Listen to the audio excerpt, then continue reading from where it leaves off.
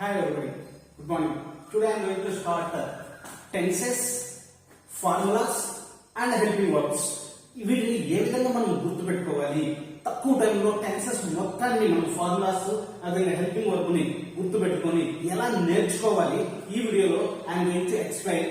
మీకు ఏమన్నా ఇబ్బందిగా ఉంటే మొబైల్ ఇలా కాకుండా టర్న్ చేసి ఈ విధంగా చూడండి. ఖచ్చితంగా ఇది విజువల్ గా బాగుంటుంది కాబట్టి మీకు ఇక్కడ మొబైల్ ఇలా కాకుండా ఇలా టర్న్ చేసి మీరు వింటే బాగుంటుందని అనుకుంటున్నా. Anyway let me start the video.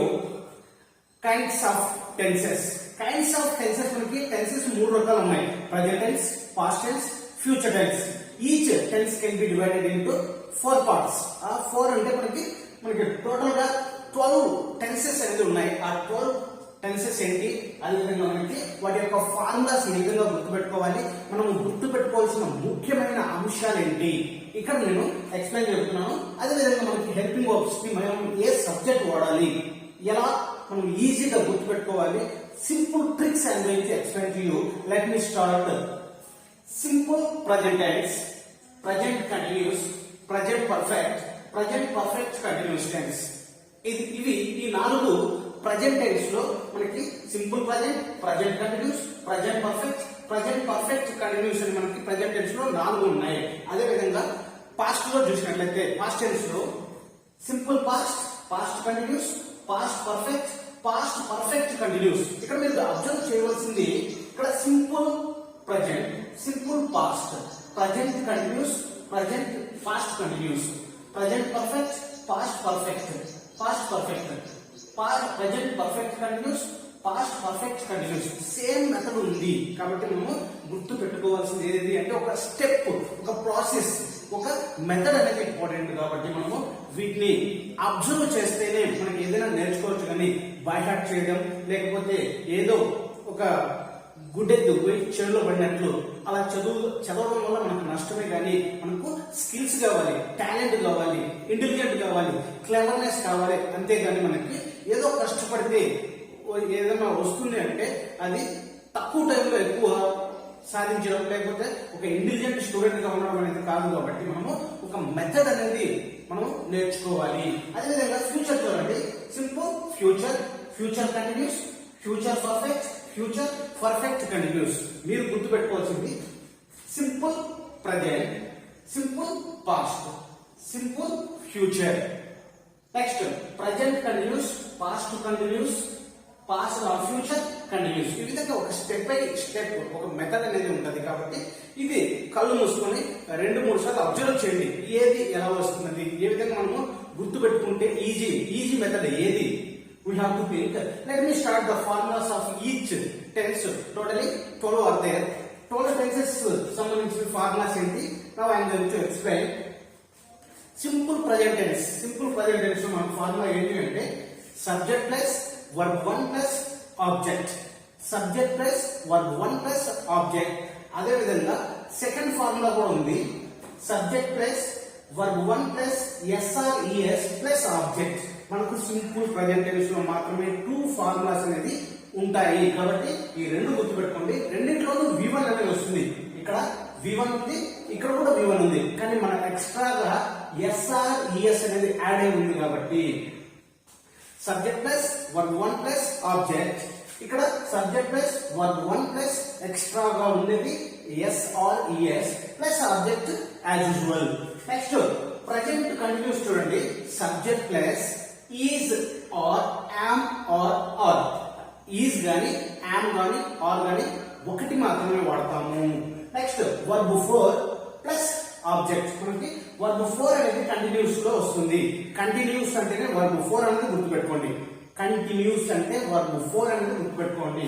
అది నెక్స్ట్ ఎలా వస్తుందని కూడా మీకు ఎక్స్ప్లెయిన్ చేస్తాను.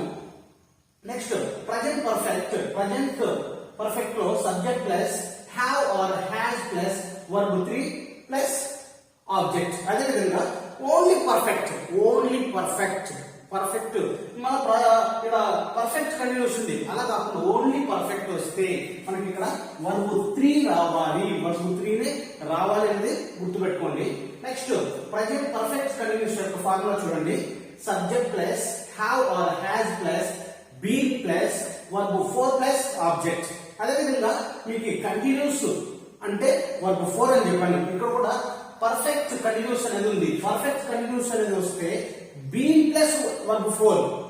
ఇక్కడ ఓన్లీ కంటిన్యూస్ వస్తే వర్బ్ 4 కానీ పర్ఫెక్ట్ కంటిన్యూస్ వస్తే బీన్ ప్లస్ 4 అనేది వస్తుంది. కాబట్టి మనకి ఇక్కడ బాగా గుర్తుపెట్టుకుని ప్రజెంట్ టెన్స్ లో వర్బ్ 1 ఉంటుంది, నెక్స్ట్ వర్బ్ 4 ఉంటుంది, వర్బ్ 3 ఉంటుంది, వర్బ్ 4 ఉంటుంది.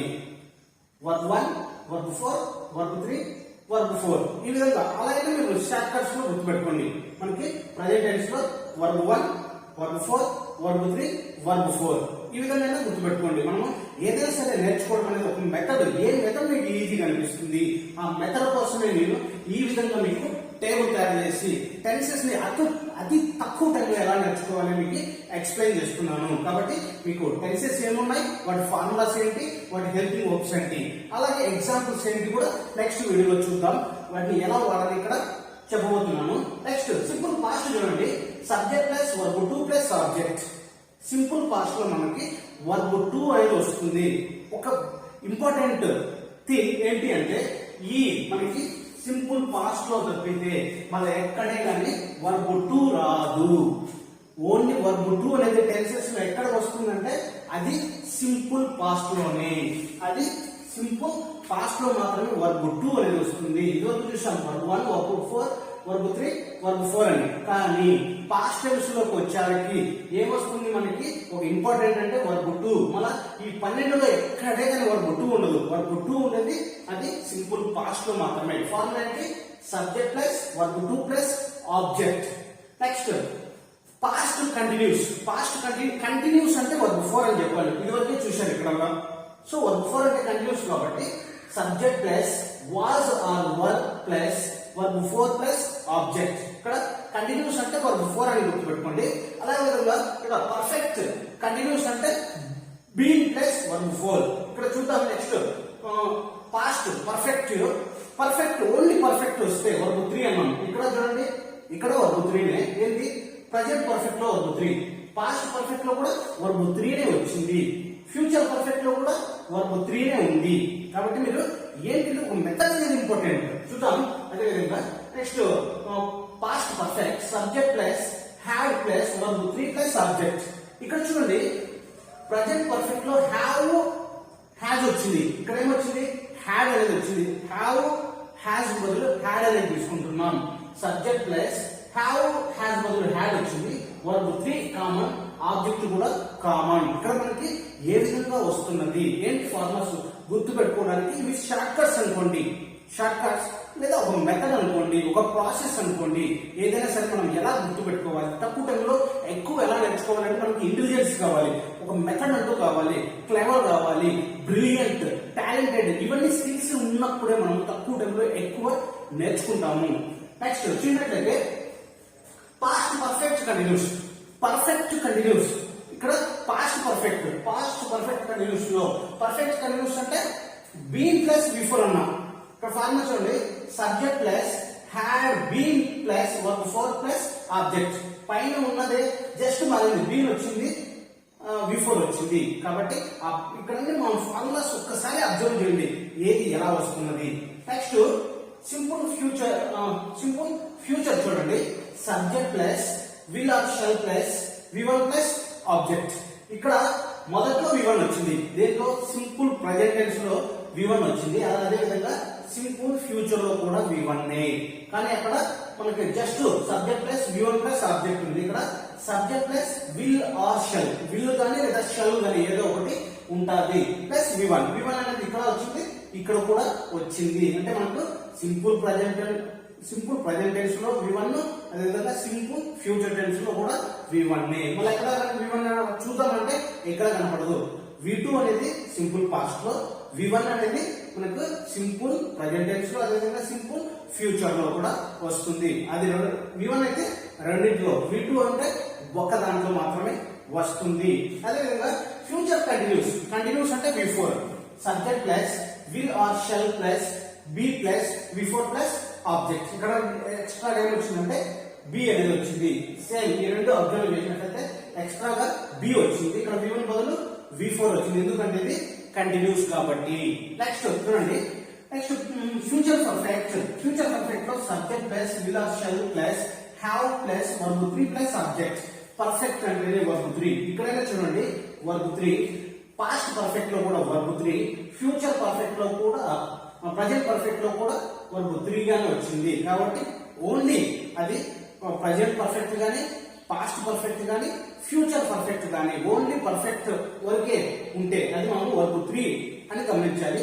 అదేవిధంగా పర్ఫెక్ట్ కంటిన్యూస్ అని వచ్చినట్లయితే అది present perfect continuous, past perfect continuous, future perfect continuous అని వస్తే been plus V4, been plus V4. ఇక్కడ చూడండి బీన్ ప్లస్ V4 వచ్చింది కదా, ఇది ఏంటి ప్రజెంట్ పర్ఫెక్ట్ కంటిన్యూస్. అదేవిధంగా పాస్ట్ పర్ఫెక్ట్ కంటిన్యూస్ లో కూడా been plus V4, future perfect continuous లో ఇక్కడ చూడండి been plus V4, future perfect continuous చూడండి subject plus will or shall plus have been plus V4 plus object. కాబట్టి మనకి ఎక్కడ V1 వస్తుంది, ఎక్కడ V2, ఎక్కడ V3, ఎక్కడ V4 ఏంటి ఫార్ములాస్ అనేది ఈజీ మెథడ్ లో. Once again I'm going to say the few methods, different methods how to remember and how to check them and how to learn within a short time. Once again I am going to say a different method. Here simple present tense లో చూడండి మనకు verb 1 వచ్చింది. Simple present tense లో verb 1 అనేది. Next simple past లో verb 2 అంటే verb 1 లో verb 2 అంటే V1 V2 ని. V1 వచ్చింది, V2 ఉంది. సింపుల్ ప్రజెంట్ అయితే V1, సింపుల్ పాస్ట్ అయితే V2. నెక్స్ట్ సింపుల్ ఫ్యూచర్ లో వచ్చాక V1 అంటే V1 V2 V1. ఇది ఒక మెథడ్.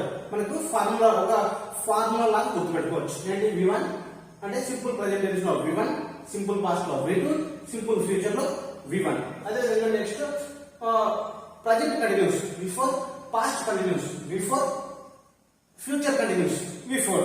ఇది కామన్. కంటిన్యూస్ అంటే V4. Next present perfect V3, past perfect V3, future perfect V3. అంటే V4 అనేది మూడింట్లో వచ్చింది. ఇది present continuous, past continuous, future continuous లో V4, present perfect V3, past perfect V3, future perfect V3. కాబట్టి next last one చూడండి present perfect continuous V4, past perfect continuous V4, future perfect continuous V4. కాబట్టి మీకు first మాత్రమే గుర్తుపెట్టుకోవాలి V1 V2 V1. Next V4 V4 V4, V3 V3 V3, V4 V4 V4. Once again మనకి గుర్తుపెట్టుకోవాల్సింది V1 V2 V1. ఇదేంటి simple present, simple past, simple future. అదేవిధంగా next present continuous, past continuous, future continuous ఏమొస్తారంటే V4. Next present perfect, past perfect, future perfect only V3 అనేది వస్తుంది. Next future present perfect continuous, past perfect continuous, future perfect continuous ఏమొస్తుందంటే V4. ఇవి మూడు మాత్రమే బాగా గుర్తుంచుకోవాలి. నెక్స్ట్ వచ్చేది V4 V3 V4. ఇక్కడ ఫార్ములాస్ అనేది అబ్జర్వ్ చేయండి once again. Next let me explain what are the helping verbs of each tense.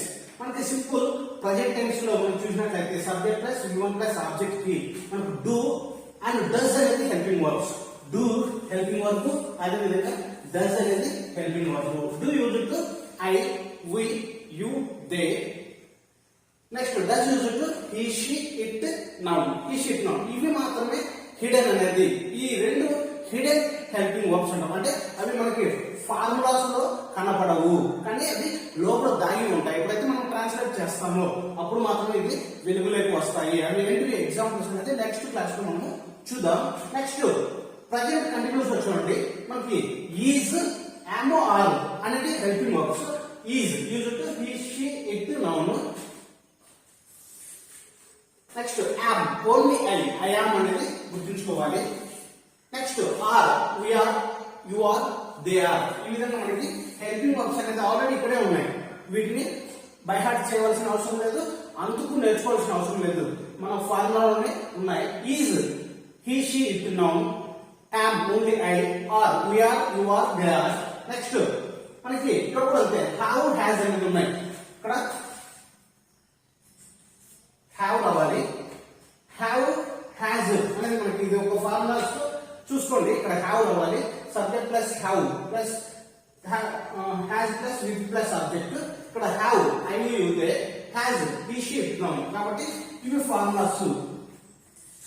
Next present perfect continuous లో హ్యావ్ హ్యాజ్ ఇక్కడ కూడా వస్తుంది, మనకి బీన్ అనేది ఎక్స్ట్రా వస్తుంది ఎందుకంటే హ్యావ్ బీన్ హ్యాజ్ బీన్ కదా, కాబట్టి have been I use has been he she it noun ఇవి గుర్తుపెట్టుకోండి. నెక్స్ట్ సింపుల్ పాస్ట్ లో కూడా ఏదైనా హెల్పింగ్ వర్క్ ఉంది, అది ఒకటి ఉంది. అది ఏంటి అంటే did use to all subjects, I will use he she it noun, did use to all subjects అనేది మనం ఇక్కడ గుర్తుపెట్టుకోవాలి. నెక్స్ట్ వాజ్ వర్ అనేది మనకి subject plus verb, was plus were plus before plus object అనేది పాస్ట్ కంటిన్యూస్ యొక్క formula కాబట్టి ఇది మనకి was use to I, he she it noun, were used to we were you were they were కాబట్టి ఈ helping words మనం గుర్తుపెట్టుకోవాలి. Next చూద్దాం పాస్ట్ పర్ఫెక్ట్ లో మనకు ఒక హ్యాడ్ అనేది ఒకటి ఉంది, ఇక్కడ ఉంది ఆల్రెడీ హ్యాడ్ అనేది ఒకటే ఉంది. I will use he she it noun అన్ని సబ్జెక్టులు కూడా ఈ హ్యాడ్ అనేది వాడతాము. నెక్స్ట్ పాస్ట్ పర్ఫెక్ట్ కంటిన్యూస్ లో మనకి హ్యాడ్ బీన్ అనేది వస్తుంది, ఇక్కడ హ్యాడ్ ఉంది హ్యాడ్ బీన్ అనేది ఉంది. Had been use to I will use he she it noun.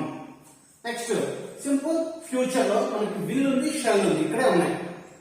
Will use to you they he she it noun, shall use to I will కాబట్టి వీటిని బాగా గుర్తుపెట్టుకోండి. నెక్స్ట్ ఫ్యూచర్ కంటిన్యూస్ లో will shall plus be ఉంది, అంటే will be shall B.